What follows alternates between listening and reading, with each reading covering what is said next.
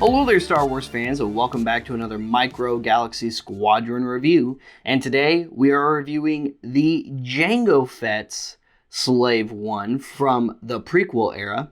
And yeah, naturally, when they did the Boba Fett version, they just had to do the Jango Fett version. And the Jango Fett version looks just as awesome, if not more awesome, depending on your preferential paint job of the classic Fire Spray Patrol Craft. So here it is in the box. You got some shots of the vehicle on the back. You have some awesome artwork on the side, some of the play features on that side, and that's pretty much it for the box. And here it is. Here is the Jango Fett version of the Slave 1. And it looks awesome. That same mold as the Boba Fett one that got released in Series 1 of Micro Galaxy Squadron. And it was only natural that we were going to get this repaint very soon, like I said. So we got this one real quick in Series 2. For comparison, here are the two side by side. So you can have both Bobas and Jangos together on your shelf, on your display.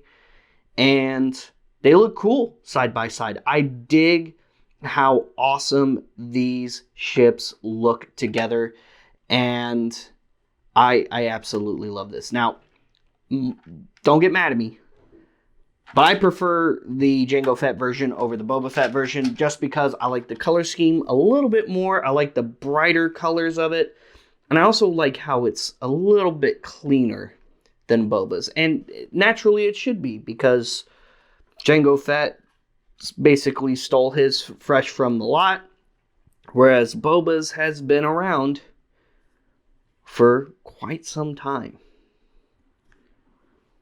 So it has the same features as the Boba Fett version, so you can open up the canopy here. You have all of the seats on the very screen accurate platform. So that looks really good. On the back, you have that drop-down panel so you can see the seismic charges. You have the gyroscopic wings and pilot seat section as well.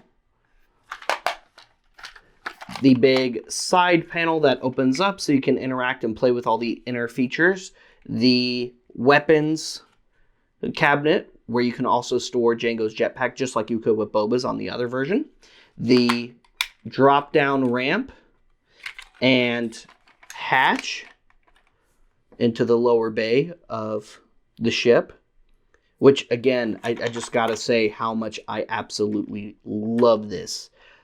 Just another reason why I love this release of the Slave 1 compared to any other release is because they actually got it right. No other release of this has gotten as close to Jazwares. I know I said that in the Boba Fett review. If you haven't watched the Boba Fett review, go back and watch the Boba Fett review. It's a cool ship. But just like that one, having that proper ramp and proper door open, because there is no actual side door on the Slave 1. At least not that we've seen on screen. This is the entrance and exit to the Slave 1, and the fact that they put that feature in there is just still so incredible to me. I love how absolutely well they nailed this piece right here. Now, of course, you also have the articulated chin guns as well, and go up and down. If you push them, there's a little bit of resistance, but if you push them, you can give them that rear firing, and they can fire backwards. We did see that happen in The Mandalorian. It's also a game mechanic in tabletop games such as X-Wing.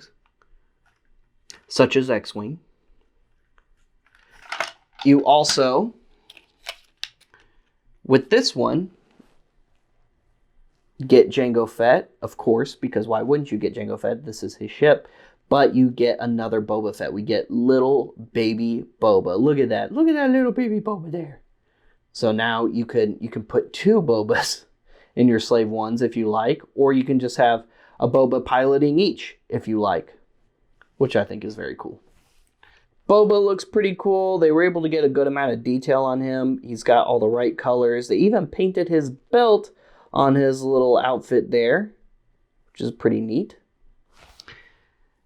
Jango Fett, I'm very impressed with. Jango Fett turned out really good. They actually got the painted detail on his jetpack, where if you recall, the jetpack that came with the Boba Fett figure was just solid green. Now, that's mostly because this is based off of his re-armored appearance from Book of Boba Fett and Season 2 of The Mandalorian, where he just repainted his jetpack solid green.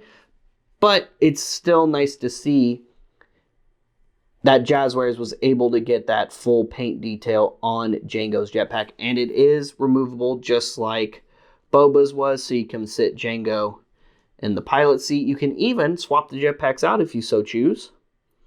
And you can have Jango with the green jetpack and Boba with a blue and yellow jetpack, if you so choose or so prefer. Just like with the Boba Fett's one, you can store the jetpack on the weapons rack inside Slave 1, which may be a little tricky, so just take the whole weapons rack off. What's cool about the weapons rack on the Slave 1, again, just in case you didn't watch the other review, is it's got 2 hinged sections. So you can have it default as it comes, line it up like so. It can be flat forward facing out from the entrance, or more to the center of that wall there where it closes inward to that corner, which is also pretty cool. And then just open up the cockpit. It's easier if you do it like this. Remember to kind of bend the legs a little forward and just slide it in there to the guides. And now you've got your Jango in the pilot seat, nice and easy. It's so awesome how well they designed the seats on this. They hold the figures very well. Go ahead and put little Boba in here so he can help backseat drive and help backseat dogfight with his dad, and the asteroid belt around Geonosis, so you can see the 2 in there. Or, like I said, again, you could swap out Jango and let Boba drive. He is so small in there. I love it. And real quick, just one more note just to add again. I think I mentioned this in the last video, but this ship definitely should have had a stand. Something to the effect of the Vintage Collection Hasbro release of the Slave ones, where they added this awesome clear plastic stand so you can display your Slave 1 in flight mode. Now, there is a way you can kind of do that if you pull down the ramp all the way and to the back. It'll act kind of like a heel for Slave 1, so you can display it and stand it in flight mode. I know the box doesn't really cover that at all, but that is something you can do. It does work in case you wish to display your Slave 1 as such. Guys, thank you so much for tuning into today's review featuring the Micro Galaxy Squadron Jango Fett's version of Slave 1. What do you think of the Slave 1 mold overall? Do you think Micro Galaxy, do you think Jazwares absolutely nailed it? Or were there some areas where you think there could have been some improvement? Personally, I think they put a lot of awesome features on these. If I could hope for anything else on here whatsoever, I would say this one could use a little bit more paint detail. It is missing some of the paint details of the Jango Fett Slave 1, like, for example, you'll notice these little sections here are painted yellow, while on this one, they're unpainted. Now, they're not painted yellow on the Jango Fett version. They're actually painted like a dark brown color from what I can recall. So, stuff like that, just little nitpicky stuff that it just could use. I also would have really liked if they included like a little side panel that pulled out for the homing missiles that he has in Attack of the Clones. Even if we didn't have that on this version, it would have been cool if they had at least had added it to this version. But overall, still a really awesome release. Is this one of your favorite ships released so far in the Micro Galaxy Squadron line? And if not, which ship is your favorite out of the Micro Galaxy Squadron line so far? And what's a ship that you're still really hoping and holding out that Jazwares will release at some point in the future? Stay tuned for more. Like and subscribe, follow us on social media, and make sure you check rebelscum.com every single day for daily content. Sign up for collectorsoracle.com today so you can start managing your collection like a pro. I'm on collectorsoracle.com. Now, we don't have Micro Galaxy Squadron on there yet, but maybe in the future, so keep requesting it and keep supporting it and stay tuned for more. There are new things added, new lines, new figures added to collectorsoracle.com every single day. We'll see you guys later. We'll see you another time. May the Force be with all of you. You Rebel Scum.